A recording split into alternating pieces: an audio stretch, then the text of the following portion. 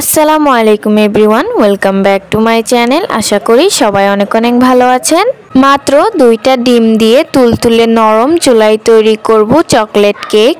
ছোট থেকে বড় সবাই কিন্তু কেক খেতে পছন্দ করে, আর যদি সেটা হয় চকলেট কেক তাহলে তো কথাই নেই। আমার ভিডিওটি যদি আপনাদের কাছে ভালো লাগে তাহলে অবশ্যই চ্যানেলটিকে সাবস্ক্রাইব করতে ভুলবেন না। কেক বানানোর জন্য আমি একটা বাটিতে 2টি ডিম নিয়ে নিচ্ছি। এবার এর মধ্যে দিয়ে দিব হাফ কাপ চিনি। এবার ডিম আর চিনিটাকে খুব ভালো করে বিট করে নিতে হবে। আমি একটা হ্যান্ড উইক্স দিয়ে এটাকে খুব ভালো করে বিট করে নিব।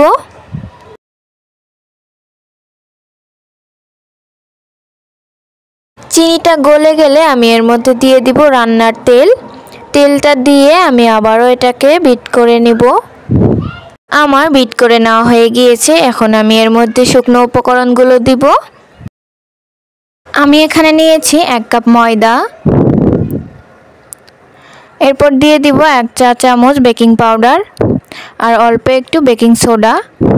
এবার এগুলোকে চেলে নিব।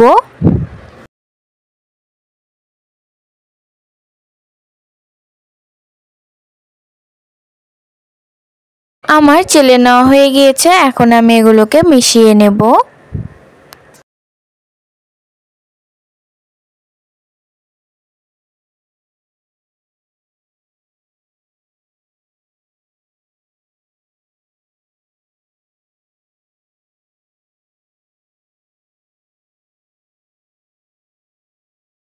মিশিয়ে নেওয়া হয়ে গেলে আমি এর মধ্যে দিয়ে দিব কোকো পাউডার। আমি এখানে 1/3 কাপের মতো কোকো পাউডার নিয়েছি। এবার এটাকে আমি চেলে মিশিয়ে নেব।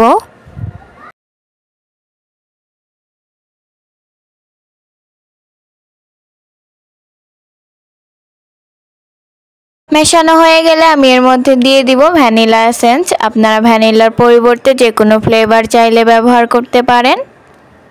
এবার এটাকে আমি ভালো করে মিশিয়ে নেব। আমার মিশিয়ে নেওয়া হয়ে গিয়েছে। আমি ব্যাটারের ঘনত্বটা আপনাদেরকে দেখিয়ে দিচ্ছি।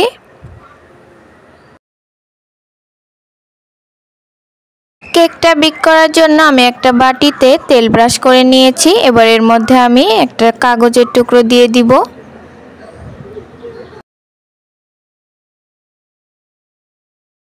এখন ব্যাটারটাকে উপর থেকে বাটির মধ্যে ঢেলে দিব।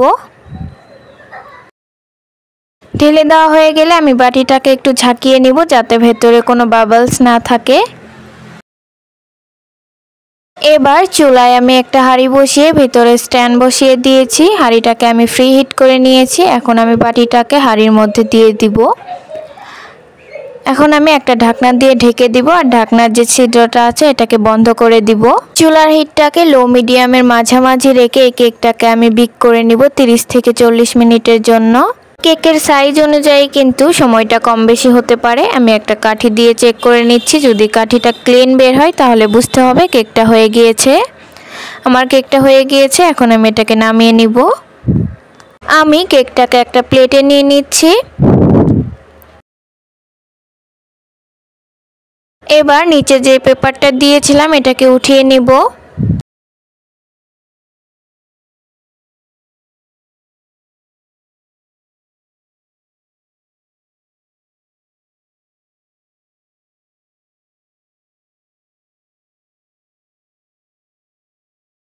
দেখে বুঝতেই পাচ্ছেন কেকটা কতটা পারফেক্ট হয়েছে।